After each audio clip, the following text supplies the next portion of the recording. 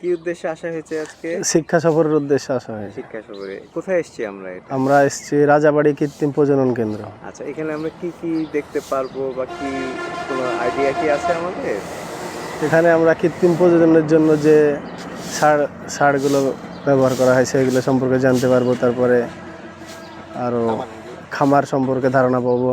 এবং খামার ভিজিট করতেও আমরা এখানে এসেছি, তাই তো? জি স্যার। আচ্ছা, তো এটাতে আমাদের কি কোনো উপকারে আসবে বা এটা কি আমাদের কোনো উপকারে লাগবে? অবশ্যই জি স্যার, আমাদের বাস্তব জীবনে অনেক অভিজ্ঞতা কাজে লাগবে। ভবিষ্যতের ইচ্ছা কি বা কি উদ্দেশ্য আমাদের আছে?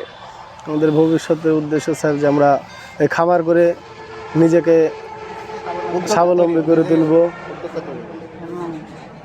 দেশ ও জাতির জন্য আমরা কিছু অবদান রাখার আমরা চেষ্টা করব। এই তো? জি স্যার।